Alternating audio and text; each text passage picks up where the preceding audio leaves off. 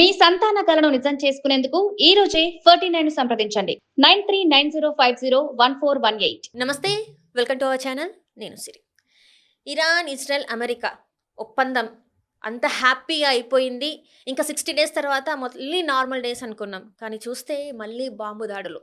అసలు ఈ ఒప్పందం నిజంగా వాస్తవమేనా? లేకపోతే ఇది కూడా పైకి జనాలకు చూపెట్టిన ఒక ఏమంటారు, వాళ్ళని కొన్ని రోజులు ఒక 2 రోజులైనా సంతోషంగా హ్యాపీగా ఉండనియండి అని చెప్పేసి తీసుకొచ్చిన ఒక ఇదా? అసలు ఏం జరుగుతుంది ఇక్కడ అనేది మనకి వివరించడానికి మనతో పాటు ఉన్నారు ప్రముఖ senior political analyst Pawan Sriharsha గారు. నమస్కారం సార్. నమస్తే అండి. సార్, మనం చూసాం న్యూస్ పేపర్లో ఇరాన్, ఇజ్రాయెల్, అమెరికా ఒప్పందాలు చేసుకుంది. ఇంకా 60 డేస్ తర్వాత మనకి ఏదనేది క్లారిటీ ఇస్తారు అని చెప్పేసి అన్నారు. అందరూ మనశ్శాంతిగా అరే ఇప్పటి నుంచి నిత్యావసర సరుకులే కావచ్చు, ఫ్యూయల్ రేటే కావచ్చు, అంతా నార్మల్ అయిపోతుంది, కొంచెం మనకి ఆర్థికంగా కొంచెం మనము ఉపశమనం పొందొచ్చు అనుకున్నారు. తీరా చూస్తే మళ్ళీ బాంబు దాడులు. మేము ఏం లేదు, ఈ ఒప్పందాలు ఏం లేదు అని చెప్పేసి ఇప్పుడు మళ్ళీ మాట్లాడుతున్నారు. దీన్ని అసలు ఎట్లా చూడాలంటారు? అంటే నెతన్యాహుది ఏదైతే వీళ్ళు ఎంఓయు అని చెప్తున్నారో ఆ ఎంఓయు గనక చూసినట్టయితే నెతన్యాహు ధోరణి తెలిసిన వాళ్ళైతే గనక ట్రంప్ది టెంపరితనం తెలిసిన వాళ్ళు ఎవరు కూడా ఇది 60 రోజులు ఉంటుందని ఖచ్చితంగా అనుకోరు. ఎవ్వరు అనుకోరు ఇది ఖచ్చితంగా మళ్ళీ మొదలైపోతుందని అనుకుంటారు. ఎందుకంటే ఫస్ట్ థింగ్ అసలు వాళ్ళు ఇజ్రాయెల్ ని వాళ్ళు కన్సిడరేషన్ లోకి తీసుకోకపోవడం, ఇజ్రాయెల్ ఏవైతే కన్సర్న్స్ ఉన్నాయో వాళ్ళు దాన్ని కన్సిడరేషన్ లోకి తీసుకోకుండా చేయడం ఇజ్రాయెల్ ఖచ్చితంగా ఒప్పుకోదు. అండ్ దాని తర్వాత ఓ రకంగా చెప్పాలి అంటే గనక యుఎస్ కూడా ఇది వాళ్ళు కరెంట్లీ ఒక సెట్ బ్యాక్ కింద కనిపిస్తుంది కాబట్టి వాళ్ళు కూడా ఇలా వెనక్కి వెళ్ళాలని అనుకోరు. సో అండ్ నెక్స్ట్ ఇరాన్ ఎందుకు హెజ్బుల్లా లెబనాన్ లేకుండా ఉంది అంటే ఇరాన్ అనే దేశం ఏర్పాటైనప్పటి నుంచి 47 ఏళ్లలో వెస్ట్ ఏషియా మొత్తం కూడా దేశానికి ఒక ప్రాక్సీని తయారు చేసింది. మనం చూసుకున్నట్టయితే కనుక ఇరాక్లో పిఎంఎఫ్ అని ఏదో ఒకటి ఉంది, సిరియాలో ఇది వరకు బషర్ అల్ అసద్ ఉండేది, లెబనాన్లో హెజ్బుల్లా ఉంది, యమన్లో హుతీస్ ఉన్నారు, దాని తర్వాత వెస్ట్ బ్యాంక్ గాజాలోనేమో హమాస్ ఉంది. ఆల్మోస్ట్ ఇప్పుడు చూసుకున్నట్టయితే అందరూ వీక్ అయిపోయారు. సో ఇంకా బలంగా ఉన్నది ఎవరు అంటే హెజ్బుల్లానే. ఆ హెజ్బుల్లానే గనక వీళ్ళు కన్సిడరేషన్ లోకి తీసుకోకుండా వీళ్ళు అగ్రిమెంట్ చేసుకుంటే ఖచ్చితంగా వీళ్ళ నేతృత్వం మీద సందేహాలు వస్తాయి. వీళ్ళు మళ్ళీ ఎవరన్నా తయారు చేయాలనుకుంటే నువ్వు నీ వాళ్ళనే కాపాడుకోలేదు, నువ్వు మమ్మల్ని తయారు చేసి నువ్వు మమ్మల్ని కాపాడుతావు అనే ప్రశ్న అందరికీ వస్తుంది. సో అందుకే వీళ్ళు ఖచ్చితంగా హెజ్బుల్లాని సేఫ్ ఉంచుతారు, లెబనాన్ మీద ఇజ్రాయెల్ దాడులు చెయ్యదు అని అంటేనే మేము సైన్ చేస్తామన్నారు. ఇజ్రాయెల్ దాడులు చేస్తుంది. So it was all a Sam. అది అంతా కూడా ఏంటంటే ఫేక్. ఇది వాళ్ళు అందరినీ అంటే అఫ్ కోర్స్ అందరినీ వెదవాలని ఎవరైతే ఇది నమ్మారో వాళ్ళని వెదవలు చేయడానికి ఖచ్చితంగా వరల్డ్ లీడర్స్ లో అనుభవం ఉన్న వాళ్ళు ఖచ్చితంగా ఈ డీల్ ఎక్కువ కాలం ఉంటుందని ఎవరు అనుకోరు. మరి కాకపోతే 60 డేస్ చెప్పిన దగ్గర కనీసం 1 వీక్ అయినా టైం ఇస్తారేమో అనుకున్నారు. ఎందుకంటే ఇజ్రాయెల్ ఇవ్వదన్న సంగతి అందరికీ తెలుసు. ఇజ్రాయెల్ ఇవ్వదండి. ఎందుకంటే ఇజ్రాయెల్ ఇప్పుడు it is under tremendous pressure US నుంచి, దాని తర్వాత internally.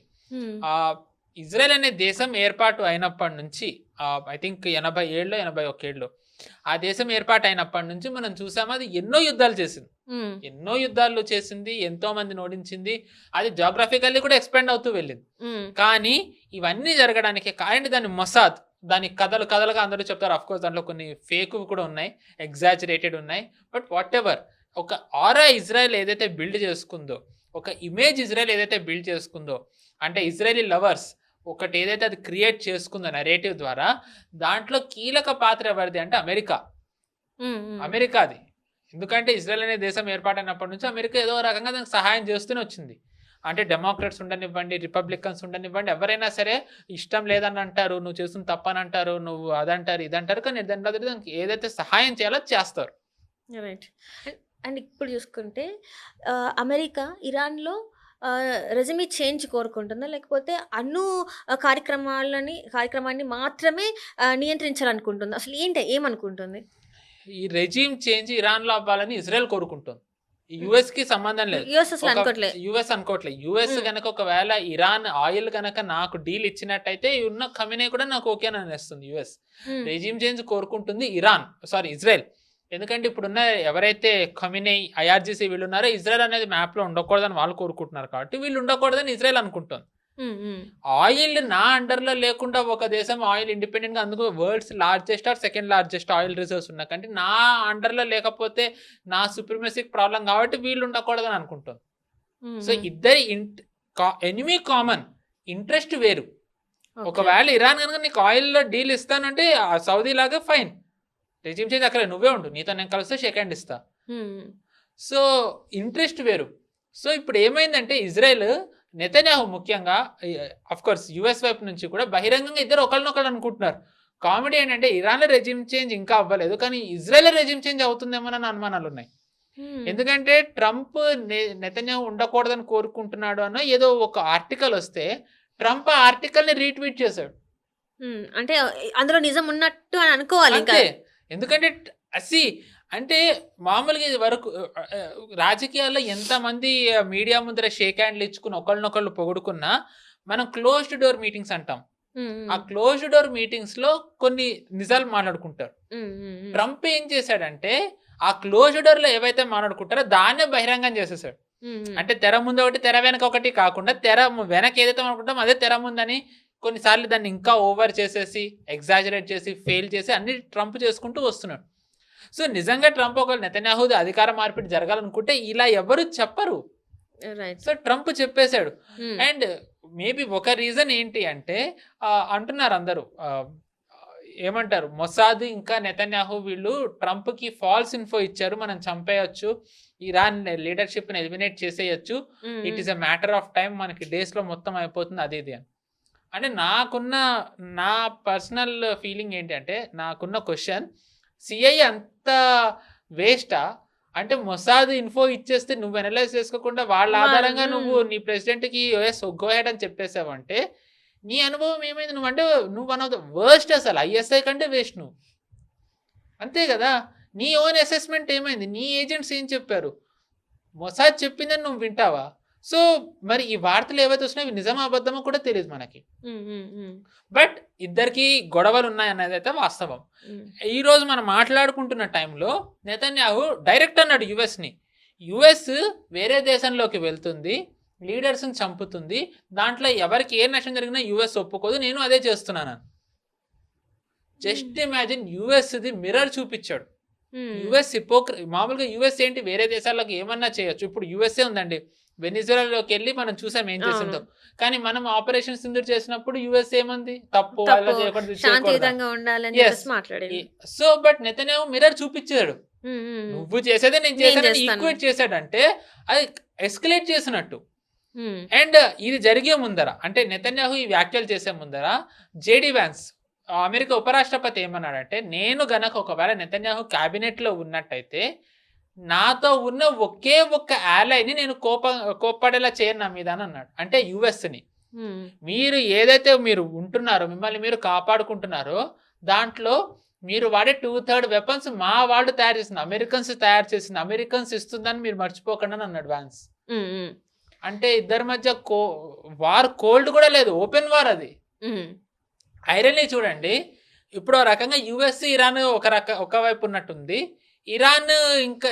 US Iran versus Israel కింద ఉన్నది. అఫ్ కోర్స్ ఇది ఇలా ఉండదు, బట్ ఇప్పుడు చూసుకున్నట్టయితే ఇద్దరు ఒకటే మాట్లాడుతున్నారు, యుఎస్ ఇరాన్. ఇజ్రాయెల్ ఆపోజిట్ ఉంది. ఎందుకు అంటే నెతన్యాహు ఇప్పటివరకు ఇజ్రాయెల్లో ఇంత లాంగ్ టెన్యూర్ పిఎం గా ఎవరు లేరు, నెతన్యాహు ఉన్నాడు. నెతన్యాహుని ఏమంటారంటే సర్వైవర్, అంటే ఎలాంటి క్రైసిస్ వచ్చినా దాని నుంచి ఏదో ఒక బయటపడతాడు, కంట్రీని బయటపడేస్తాడు, దాని ఇమేజ్ పెంచుకుంటాడు. బట్ ఇది టఫెస్ట్ క్రైసిస్, ఎందుకంటే యుఎస్ తనతో ఉన్నట్టయితే ఇప్పుడు కనిపించటం లేదు. అదొకటైతే 3 ఏళ్ల నుంచి ఇజ్రాయెల్ యుద్ధం చేస్తూనే ఉంది. ఏమంది, ఫస్ట్ గాజాలో నేను హమాస్ని ఎలిమినేట్ చేస్తానని, చేయగలిగిందా? లేదు. ఇప్పటికీ హమాస్ కంట్రోల్ ఉంది. లెబనాన్ లో హెజ్బుల్లాని ఎలిమినేట్ చేసేస్తానంది. కొన్ని బిలియన్స్ ఖర్చు పెట్టి పేజర్ బ్లాస్ట్ చేసేది. ఎండ్ లో హెజ్బుల్లా వీక్ అయిందా? ఐఆర్జీసీ మళ్ళీ హెజ్బుల్లాని స్ట్రెంథెన్ చేసింది. ఇప్పుడు మీకు హెజ్బుల్లాది ఒక ఇంపార్టెంట్ థింగ్ ఏం చెప్పాలి అంటే, హెజ్బుల్లా అనేది ఒక ఆర్మీ కాదు, అది ఒక టెర్రర్ ఆర్గనైజేషన్. కానీ టెర్రర్ ఆర్గనైజేషన్కి హైటెక్ డ్రోన్స్ ఉన్నాయి. మీకు ఎందుకు ఇది చెప్తున్నానంటే, ఇరాన్ కూడా ఇప్పటివరకు ఈ డ్రోన్స్ వాడిన కన్ఫర్మేషన్ లేదు. ఫ్రంట్ పర్సన్ వ్యూ డ్రోన్స్ అని ఒకటి ఉన్నాయి, ఐ థింక్ FPV డ్రోన్స్ అంటారు షార్ట్ ఫామ్ లో. అంటే ఏంటి అంటే మనకి ఇప్పుడు ఫర్ ఎగ్జాంపుల్ చెప్తున్నా, మనం ఇక్కడ మామూలుగా మనం చూస్తాం ఆర్మ్డ్ ఫోర్సెస్ క్యాప్ కెమెరా ఉంటుంది, అంటే మనకి ఇలా కనిపిస్తూ అలాంటి డ్రోన్స్ ఈవెన్ ఇరాన్ దగ్గర కూడా లేవు. అలాంటి డ్రోన్స్ వాడి ఇజ్రాయెల్ పదుల సంఖ్యలో ట్యాంక్స్ ని ఈ రోజు ధ్వంసం చేసి వస్తాం. అంటే ఇజ్రాయెల్ లాంటి దేశం, అంటే ఇజ్రాయెల్ అంత రిచ్ కాదు ట్యాంక్స్ ఇలా పొంగనేలా మ్యానుఫ్యాక్చర్ చేయడానికి. అన్ని ట్యాంక్స్ కోల్పోతుందంటే అంత అత్యాధునికమైన డ్రోన్స్ హెజ్బుల్లాకి ఎక్కడి నుంచి వస్తున్నాయి? ఎవరిస్తున్నారు? ఇరాన్ దగ్గర కూడా లేనివి ఎవరిస్తున్నారు అనేది ఒక ప్రశ్న. మేబీ టర్కీ ఇస్తుండొచ్చు, మనకు తెలియదు అది. But what ever the case, Hezbollah అయితే వీక్ అవ్వలేదని ఇది ఒక ప్రూఫ్. వాళ్ళు కానీ నిజంగా వీక్ చేసింది ఎవరినంటే ఇరాన్. అది ఒప్పుకోవాలి. ఐ థింక్ ఈ యుద్ధం మొదలైనప్పటి నుంచి నేను చాలా వింటున్న అనాలిసిస్ ఏంటి అంటే ఇరాన్ గెలుస్తోంది అని అందరు అంటున్నారు. నేను అవ్వని తప్పుబట్ట విత్ ఆల్ డ్యూ రెస్పెక్ట్. ఇప్పుడు ఉన్న టాప్ లీడర్ పోయాడు, చంపేశారు. ఎవరైతే టాప్ లీడర్ ఉన్నారో అతను ఉన్నాడో లేదో తెలియదు. దాని తర్వాత తయారు చేసి, అంటే మెయిన్ నడిపేది బ్రెయిన్, మసిల్, మనీ ఏదైతే ఉందో ఐఆర్జీసీలో టాప్ లెవెల్ లీడర్స్ అందరూ చంపేశారు. అనుభవం లేమి ఉన్న వాళ్ళందరూ పైన ఉన్నారు. వాళ్ళు ఏం నడపగలరు కంట్రీని? ఇప్పుడు మనం చైనాది ఒక ఉదాహరణ తీసుకుంటే, కోవిడ్ తర్వాత నుంచి జింగ్పింగ్ పర్జ్ అంటే అంటే పిఎల్ఏ వాళ్ళ ఆర్మీలో కానివ్వండి, వాళ్ళ క్యాబినెట్లో కానివ్వండి ఉన్న ప్రతి ఒక్కళ్ళని కూడా తీసేస్తూ వెళ్తున్నాడు. అరెస్టులు చేస్తున్నాడు, జైల్లో పడేస్తున్నాడు. కొంతమంది డిసపియర్ అయిపోయారు, ఎక్కడున్నారో కూడా ఎవరికి తెలియదు. ఎందుకు చేస్తున్నాడు అంటే వీళ్ళందరూ కరప్ట్ అయ్యి ఉన్నారు, అది ఇది అని అంటున్నాడు. కానీ నిజం ఏంటి, ఒక థియరీ ఏముందంటే వాళ్ళందరూ కూర్చేయాలనుకుంటున్నారని, జింగ్పింగ్ ని దింపేసి కూర్చేయాలనుకుంటున్నారని. మనం గనక అందుకే గమనించినట్టయితే జింగ్పింగ్ కొన్నేళ్లు దేశం దాటి వెళ్ళలేదు, కొన్నేళ్లు దేశం దాటలే. మేబీ ఆ భయమేనేమో మనకి తెలియదు. బట్ పాయింట్ ఏంటంటే, ఇలా అనుభవం ఉన్న పిఎల్ఏ వాళ్ళందరినీ కూడా తీసేసి అనుభవం లేని ఉన్న వాళ్ళని పైన పెడితే వాళ్ళు ఒక ఆర్మీని ఎలా లీడ్ చేయగలరు? ట్రంప్ జింగ్పింగ్ ఈ రోజు తైవాన్ తీసుకోవాలనుకుంటున్నాడు, మనది అరుణాచల్ ప్రదేశ్ తీసుకోవాలనుకుంటున్నాడు, భారత్ లోకి రావాలనుకుంటున్నాడు. అనుభవం ఏమి ఉన్న వాళ్ళని ఎలా వాళ్ళ ఆర్మీని లీడ్ చేయగలరు? ఎక్స్పీరియన్స్ అనేది మస్ట్ గా ఉంటేనే అది అవ్వగలుగుతుంది. కరెక్ట్. వితౌట్ ఎక్స్పీరియన్స్ చేస్తే ఎప్పటికైనా వాళ్ళకే మిస్ఫైర్ అయిపోతుంది, బ్యాక్ ఫైర్ అయిపోతుంది. ఎగ్జాక్ట్లీ. సో ఇప్పుడు అలాంటి పరిస్థితి ఇప్పుడు ఇరాన్ లో ఉంది. అనుభవం ఉన్న వాళ్ళందరూ పోయారు, అనుభవం ఏమి ఉన్న వాళ్ళందరూ పైకొచ్చి కూర్చున్నారు. వాళ్ళు ఏం నడపగలరు? రీసెంట్లీ ఒక అతన్ని చంపేశారు ఐఆర్జీసీలో. మీకు ఇందాక నేను ప్రాక్సిస్ చెప్పాను, హెజ్బుల్లా, హూతీ, హమాస్, వీళ్ళందరినీ. ఎవరైతే నిజానికి వీళ్ళందరినీ గైడ్ చేయాలో, కలిపి ఉంచాలో, ఈ ఇరాన్ ఐడియాలజీని ఆధారంగా పనిచేసేలా చేయాలో వాళ్ళని చంపేశారు ఇజ్రాయెల్ వాళ్ళు. సో అంటే మళ్ళీ అక్కడ ఎక్స్పీరియన్స్ వాళ్ళు పోయారు. అంటే ఈ ప్రాక్సెస్ అందరినీ కూడా కలిపి ఉంచే నేతను చంపేశారు. అనుభవాలు ఏమి ఉన్న వాళ్ళు పైకి వచ్చారు. పెజెష్కి అని చెప్పేది ఐఆర్జీసీకి నచ్చట్లేదు, ఐఆర్జీసీ చెప్పేది పెజెష్కి నచ్చట్లేదు. ఇద్దరు ఓపెన్ గానే కొట్టుకుంటున్నారు. సో అంటే ఇరాన్ లో ఒక్కచోటే క్రైసిస్ లో ఇజ్రాయెల్ సక్సెస్ అయింది. అఫ్ కోర్స్ కానీ దీని ప్రభావం హెజ్బుల్లా మీద పడచ్చు, హమాస్ మీద పడచ్చు. బట్ ఇఫ్ అది వెరీ బిగ్ ఇఫ్, మనకి తెలియదు అది ఇంకా ఎంత అవుతుందని. సో ఇరాన్ లో చేసింది, బట్ ఎట్ వాట్ కాస్ట్? దీనివల్ల ఇజ్రాయెల్ ఎంత నష్టపోతుంది ఆర్థికంగా? ఆలైస్ అందరూ దూరం అయిపోతున్నారు, మార్కెట్లు తగ్గిపోతున్నాయి, ఎకానమీకి దెబ్బ తగులుతోంది. ఈ ప్రాసెస్ లో ఎలక్షన్స్ వస్తున్నాయి. ద బిగ్గెస్ట్ ఛాలెంజ్ ఇజ్రాయెల్ లో ఏంటి అంటే, ఏ పార్టీ కూడా సొంతంగా అధికారంలోకి రాదు ఎప్పుడైనా. ఇజ్రాయెల్ ఎప్పుడైనా ఏంటంటే కిచిడీ గవర్నమెంట్లు అంటారు. ఎందుకంటే అంటే వేరు ఐడియాలజీ ఉన్న వాళ్ళందరూ కలిసిపోతారు. అంటే ఫార్ రైట్, ఫార్ లెఫ్ట్ అందరూ కలిపి ఒక చోటకు వచ్చినా వస్తారు. ఇట్లా కూడా ఉంటుందా? లెఫ్ట్ అండ్ రైట్ కూడా కలుస్తారు. మనకి ఇక్కడ G20 ఇండోనేషియాలో G20 సమ్మిట్ అయింది, ఐ థింక్ 2022లో అనుకుంటా. అప్పుడు అధికారంలో నెఫ్తాలి బెనెట్ అనే అతను ఉన్నాడు. వాళ్ళది అంతే, ఫార్ రైట్ ఫార్ లెఫ్ట్ అందరూ కలిసారు. చివరి అంటే వెస్ట్ బ్యాంక్, పాలస్తీన్ అనేది సపరేట్ కంట్రీ అవ్వాలి అనుకునే వాళ్ళు, పాలస్తీన్ సపరేట్ కంట్రీ కాదు ఇజ్రాయెల్ లో భాగం అని అనుకునే వాళ్ళు ఇద్దరు కలిపి ప్రభుత్వంలో ఉన్నారు.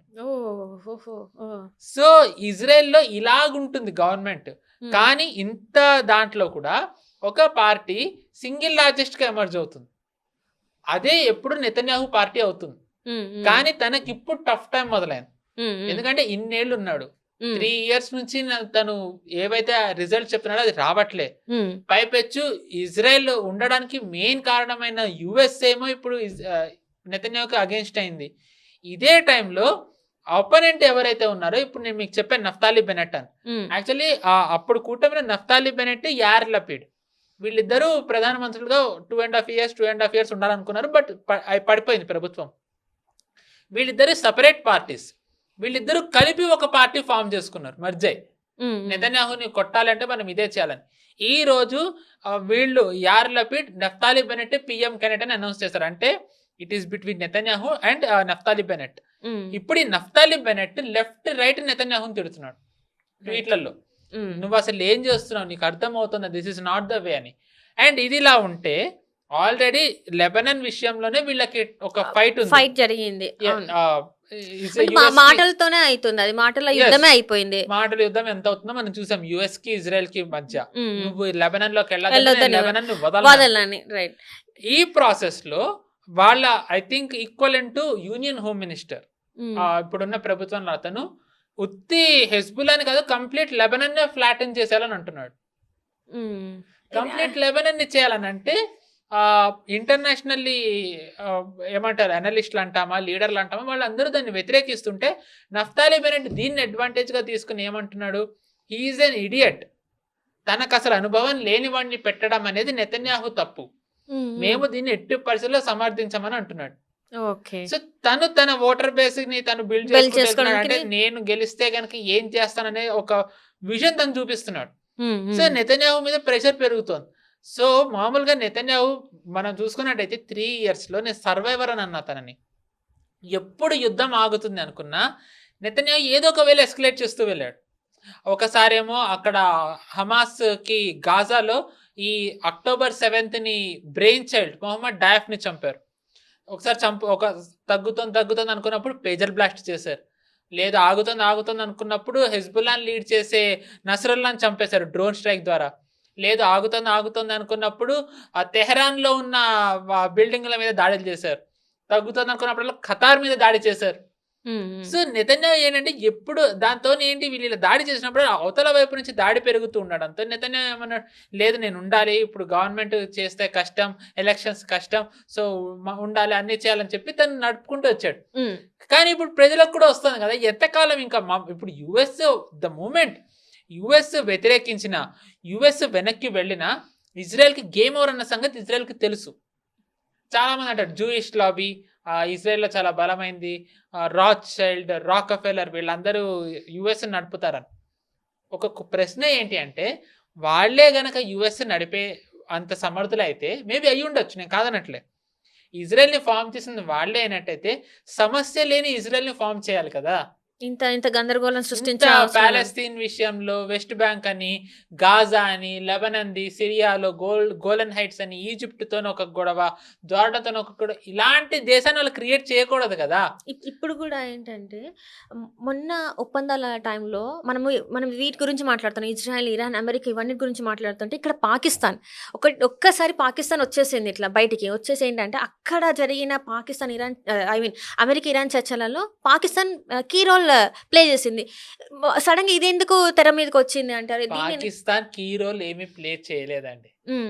ఇలాంటిది వాడడం తప్పు, కానీ పాకిస్తాన్ ఇంతకంటే గొప్పగా ఎవరు దాన్ని డిఫైన్ చేయలేరు. పాకిస్తాన్ ఒక brutal house, sorry to say this. So uh place లోకి వచ్చి ఏ యాక్టివిటీస్ అయితే చేస్తారో పాకిస్తాన్ ఇప్పుడు ఇజ్రాయెల్, ఇరాన్, యుఎస్ అలాగే వాడుకుంటున్నాయి. ఓకే. ఎవరైతే పాకిస్తాన్ ని చాలా గొప్పగా పొగుడుతున్నారో వాళ్ళకు ఒక ఉదాహరణ చెప్తా. మనం మన ఎలక్ట్రానిక్ ఎంఓయూ ఇద్దరు చేసుకోవడం చూసాం.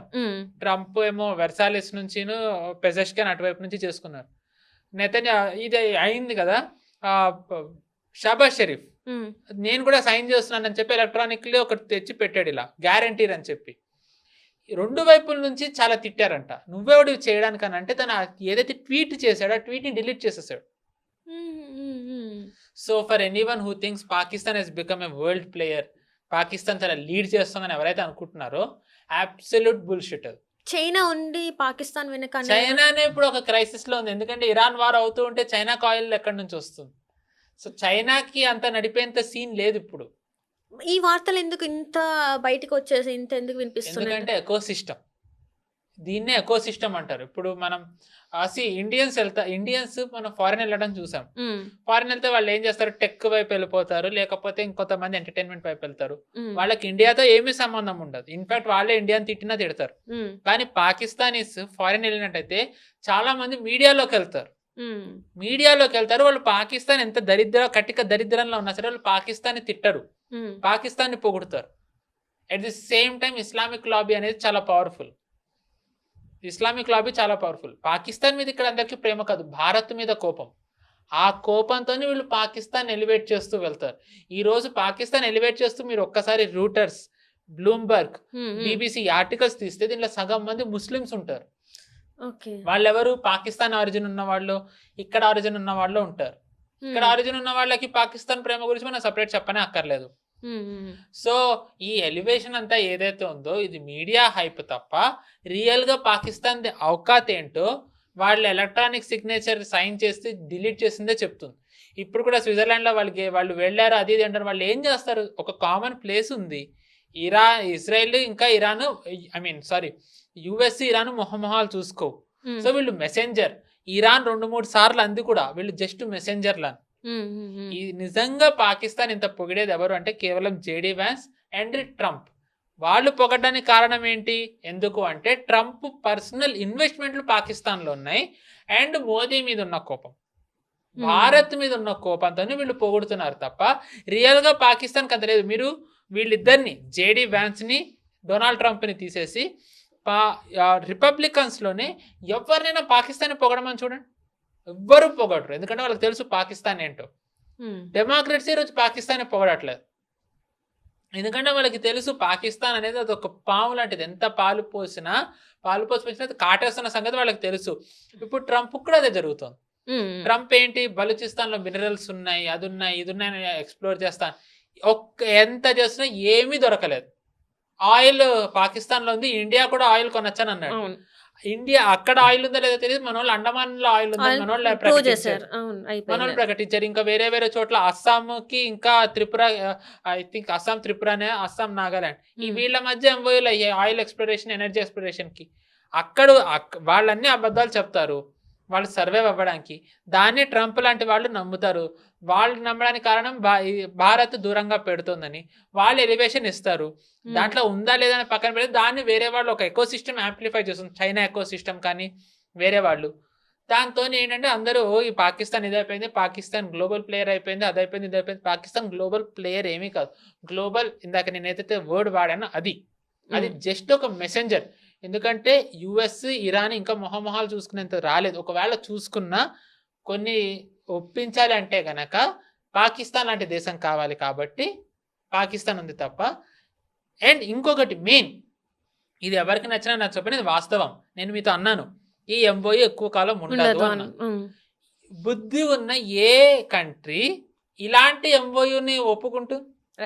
అదే వినిపించింది ఏంటంటే అసలు ఈ ఒప్పందం అసలు ఇజ్రాయెల్కి ఇష్టమే లేదు, అంటే చాలా అసంతృప్తిగా ఉంది, ఇది ఓన్లీ ఒత్తిడి వల్ల జరిగింది మాత్రమే అని చెప్పేసి వినిపిస్తూనే ఉన్నాయి. 100% నిజం. ఇది కేవలం ఇజ్రాయెల్కే కాదు, యూరోప్కి ఇష్టం లేదు. ఎందుకో చెప్తాను.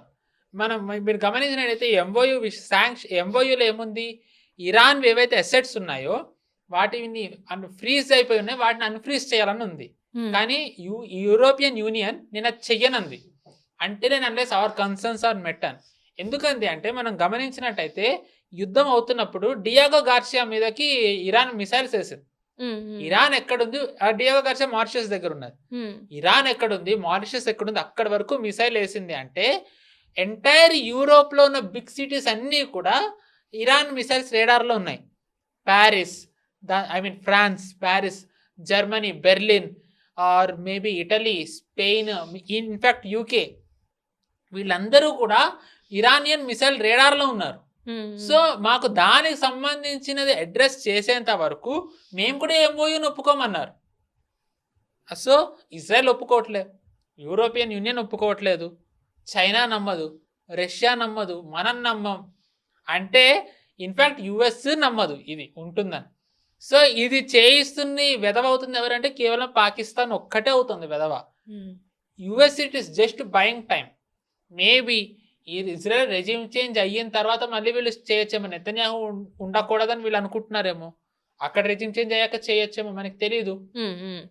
హార్మోజ్ జలసంధి అంశం ప్రపంచ ఆర్థిక వ్యవస్థకు ఎంత కీలకం అసలు? Very very important. మనం చూస్తున్నాం కదా ఇప్పుడు. కానీ ఏంటంటే ప్రతి క్రైసిస్లో కూడా ఒక ఆపర్చునిటీ వస్తుందని, మ్మ్. హార్మోజ్ మీద ఇంత ఆధారపడడం మంచిది కాదు అని అయితే ఇప్పుడు ప్రపంచ దేశాలకు తెలిసింది. సో ఆల్టర్నేటివ్స్ ఎక్స్ప్లోర్ చేయడం మొదలుపెట్టారు. సో ఇప్పుడు యుఏఈ దానికి ఒక వైబుల్ ఆల్టర్నేటివ్గా ఎమర్జ్ అయింది. ఎందుకంటే యుఏఈ నుంచి ఒమాన్కి వెళ్తే ఒమాన్ నుంచి డైరెక్ట్ వెళ్ళేలా. మ్మ్. సో దట్ ఏంటంటే ఇంకా స్టేట్ ఆఫ్ హార్మోజ్ టచ్ అవ్వదు. సో మనకి అది మంచిది. సో ఇప్పుడు ఏంటి మనకి సోఫార్ ఇప్పటివరకు అయితే మనకి ఎటువంటి సమస్య రాలేదు. మ్మ్. ఎంత మనకి సమస్య పానిక్ విపక్షాలు క్రియేట్ చేసినా మనకి ఆ సమస్య రాలేదు. ఒకవేళ కనుక ఇప్పుడు నిజంగానే ఎంఓయూ ఉందే అనుకుందాం, ఇరానియన్ ఆయిల్ మార్కెట్లోకి వస్తే మనం కొంటాం. మ్మ్. సో మనకి ఆయిల్ షార్టేజ్ ఎక్కడ ఉంటుంది? ఉన్నా మనకి ప్రాబ్లం లేదు, లేకపోయినా మనకి ప్రాబ్లం లేదు. మ్మ్. ఇన్ఫాక్ట్ ఇది క్రైసిస్ ఎక్కువ అవుతూ ఉండడంతో మనం ఆల్టర్నేటివ్స్ వెతుక్కుంటున్నాం. మనం ఇంకా మన ఓన్ ఎక్స్ప్లోరేషన్ మీద మనం ఎక్కువ శ్రద్ధ పెడుతున్నాం. కాకపోతే కొంచెం టైం బట్టే టైం టేకింగ్, ఏదైనా సరే టైం టేకింగ్. ఈ క్రైసిస్ వల్ల నష్టపోతుంది ఎవరు అంటే చైనా. నేను మీకు గతంలో కూడా చెప్పాను, ఎందుకంటే చైనా ఆయిల్ మీదే దాన్ని Depend. ఎక్కువగా ఇంపోర్ట్ చేసుకున్నది ఆయిల్. అవును. వెనిజులా కట్ అయింది, సో ఇరాన్ ఎక్కువగా రావట్లేదు. సో చైనాకి కష్టం అవుతుంది. మ్మ్. మ్మ్. అంటే దాని తర్వాత సౌదీ నష్టపోతుంది. అంటే ఇప్పుడు ఇక్కడ ప్రైజెస్ ఎక్కువ అయిపోయినాయి. ఇప్పుడు మనం చూసుకున్నట్టయితే క్రూడ్ ఆయిల్ ఎక్కువైపోయింది. మన ఆర్థిక వ్యవస్థ మీద కూడా చాలా ప్రభావం పడే అవకాశం ఉన్నట్టు కూడా మనం వార్తలు వింటున్నాం. ఎట్లాంటి ప్రభావం పడే అవకాశం ఉంది? ఆల్రెడీ పడుతుంది. సో మ్మ్. మనం చూస్తున్నాం. బట్ దీంట్లోనే నేను ఇందాక అన్నట్టుగా మనం డైవర్సిఫై చేసుకుంటున్నాం. మ్మ్. ఇప్పుడు మనం చూసుకున్నట్టయితే బ్రెజిల్ మనకి ఎల్ఎన్జిని సప్లై చేయడానికి బ్రెజిల్తో కూడా మనం ఎక్స్ప్లోర్ చేస్తున్నాం. మ్మ్. నేను ఇందాక అన్నట్టుగా ఇరాన్ వస్తే గనక మనకి మంచిదే. మ్మ్. ఆఫ్రికన్ కంట్రీస్తో మనం మాట్లాడుతున్నాం. మొజాంబిక్లోను, నైజీరియా నుంచి మనం తీసుకుంటున్నాం. రష్యా మనకి ఇస్తూనే ఉంది. మనం ఓన్గా మనం ఎనర్జీని మనం ఎక్కువగా మనం ప్రొడ్యూస్ చేసుకుంటున్నాం. ఐ థింక్ ఎల్ఎన్జీనో ఎల్పిజినో మనం ఏదో చాలా one of the biggest importers. మ్మ్. కానీ ఇప్పుడు 50% పైగా మనమే చేసుకుంటున్నాం. మ్మ్. మ్మ్. ఆయిల్ ఎక్స్ప్లోర్ మీరు ఇందాక అన్నట్టుగా టైం పడుతుంది, but we are doing whatever we can. Hmm. So మన మీద ప్రభావం లేదు అని అన్నాను, ప్రమాదం ఉంది, బట్ క్రైసిస్ లేదు. What we have to understand is there is no crisis, but impact ఉంది. మ్మ్. సో ప్రభుత్వం దాన్ని ఎంత సమర్థవంతంగా ఇప్పటివరకు ఎలా అయితే ఆ ప్రభావం జనాల మీద అధికంగా పడకుండా చూసుకుందో, అది అలా చూసుకుంటూ ఉన్నట్టయితే కనుక వీ కెన్ ఓవర్కమ్ దిస్. ఈ చర్చలు ఇప్పుడు అమెరికా ఇరాన్ చర్చలు గనక విజయవంతమైతే మధ్యప్రాచ్యంలో కొత్త కొత్త సమీకరణలు ఎట్లా ఉండబోతాయి? ఫస్ట్ థింగ్ ఇది అవ్వదండి, మనం అలా అనుకునే వెళ్ళాలి. ఇది అవ్వదు. అసలు 1% కూడా ఛాన్స్ లేదంటారా? మేబీ ఈ year ending or next year కల్లా ఖచ్చితంగా ఇరాన్లో ఆల్రెడీ ఒక రకంగా రెజ్యూమ్ చేంజ్ అయ్యింది. What we have to understand is, ఇది వరకు ఇస్లామిక్ రూలర్స్ ఖమినే లాంటి వాళ్ళు లీడ్ చేసేవాళ్ళు, ఇప్పుడు మిలిటరీ లీడ్ చేస్తుంది. In that way resume change అయింది. కానీ ఇక్కడ ఏమైంది, ఇప్పుడు ఇది వరకు నేను అన్నట్టుగా ఇస్లామిక్ వాళ్ళకి ఆర్మ్డ్ ఆర్మీ వాళ్ళకి లింక్ ఉండేది, డెమోక్రటికల్ ఎలక్టెడ్ వాళ్ళకి జస్ట్ నామ మాత్రమే, మౌత్ వాళ్ళంతే. కానీ ఇప్పుడు ఏమైంది, ఇస్లామిక్ వాళ్ళు తప్పుకున్నారు, ఆర్మీకి డెమోక్రటికల్ ఎలక్టెడ్ ఉన్న వాళ్ళ మధ్య గొడవ అవుతుంది. సో రెజ్యూమ్ చేంజ్ క్రాక్ మొదలైంది. దాన్ని ఎంత ఎక్స్ప్లోర్ చేస్తారు, నెక్స్ట్ బాంబింగ్ చేస్తారా, ఇంటర్నల్ క్రైసిస్ ద్వారా చేస్తారా అనేది తెలుస్తుంది. అది ఎప్పుడు చేస్తారు అనే దాని మీదే ఆధారపడి ఉంటుంది తప్ప ఇట్ ఈస్ నాట్ లైక్ ఇది కంప్లీట్ పీస్ఫుల్ అయిపోయింది అనుకోని. ఎందుకంటే ట్రంప్ కెనాట్ లీవ్ దిస్, తనకి పరువు పోయింది. చాలా మంది దీన్ని almost Trump super power decline అనే డిక్లేర్ చేస్తున్నారు. కాబట్టి అఫ్ కోర్స్ మేబీ యుఎస్ ఇది గెలిచినా దానికి కాస్ట్ చాలా ఎక్కువ. మనం చూసుకుంటే World War II బ్రిటన్ గెలిచింది, కానీ ఆ World War II అది ఎంత ఖర్చు పెట్టింది అంటే దాని సూపర్ పవర్ స్టేటస్ పోయింది. సో అది ఈసారి జరగచ్చు, యుఎస్ గెలవచ్చు, రెజ్యూమ్ చేంజ్ అవ్వచ్చు, బట్ దాని సూపర్ పవర్ ఏదైతే ఉందో అది నిజంగా అలా ఉంటుందా? మనం అడగాల్సిన మెయిన్ ప్రశ్న ఏంటి అంటే, ఈ వార్ అవుట్కమ్ నిజంగానే ఇరాన్ గెలుస్తుందా, ఇజ్రాయెల్ గెలుస్తుందా కాదు, యుఎస్ సూపర్ పవర్ స్టేటస్ ఏదైతే ఉందో ఇంటాక్ట్ ఉంటుందా? That is the main question. I really wish అది ఉండకూడదని కోరుకుంటా. అంటే ఇద్దరి మైండ్ సెట్ ఒకటిలా ఉన్న నెతన్యాహు ఇంకా డొనాల్డ్ ట్రంప్ అంటే లక్ష్యాలు ఒకటే వైపుగా ఉన్నాయని అనుకోవచ్చా మరి? లేదండి, నాకు చెప్పాను కదా, ట్రంప్కి ఏంటి అంటే అక్కడ ఎవరన్నా ఉండాలి, నాకు వాళ్ళు ఇస్తే చాలు. బట్ నెతన్యాహుకి ఏంటంటే అక్కడ వీళ్ళు ఉండకూడదనేది తనకుంది. సో ఇద్దరిది కంట్రీ ఒక్కటే, బట్ ఇద్దరి లక్ష్యాలు వేరు. అంటే ఇంటెన్షన్స్ ఒకటే రెజిమ్ చేంజ్కి, బట్ వాళ్ళ లక్ష్యాలు కంప్లీట్లీ డిఫరెంట్. ఒకవేళ నేను ఇందాక అన్నట్టుగా ఆయిల్ నేను ఇంత డీలింగ్ ఇప్పుడు వెనిజులాలో ఇచ్చినట్టు ఇస్తాను అంటే కనుక Khamenei is a very great guy, good guy, smart guy, handsome guy అని ట్రంప్ అన్నా మనం ఆశ్చర్యపోక్కర్లేదు. One last question. ఈ అవగాహన శాశ్వత శాంతికి దారి తీస్తుందా లేక మరో తాత్కాలిక విరామమేనా? ఇది ఐ రియల్లీ డోంట్ థింక్, చెప్పాను కదండి, ఇది ఖచ్చితంగా కాదు. ఇది ఒక తాత్కాలికమే, ఎప్పటికైనా తాత్కాలికం. తాత్కాలికమే. ఇంకా Yes. ఒక శాశ్వతమైనది దీనికి లేదు. ఒక అంటే end. ఇప్పుడు ఒక రకంగా వెస్ట్ ఏషియాలో ఏవైతే మెయిన్ టెర్రర్ ఫండింగ్ ఉన్నాయో అవి వీక్ అయ్యాయి, అది మనం ఒప్పుకోవాలి. సౌదీ కానివ్వండి, ఖతార్.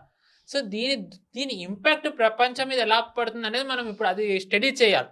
ఎందుకంటే ఖతార్ అనేది మనకి తెలిసిందే మెయిన్ ఫండింగ్ అదే చేస్తుంది. Saudi one of the biggest, కానీ ఇప్పుడు దానికి చాలా క్రైసిస్ లోకి వెళ్ళింది. ఇద్దరు ఇంకా రివైవ్ అవ్వలే.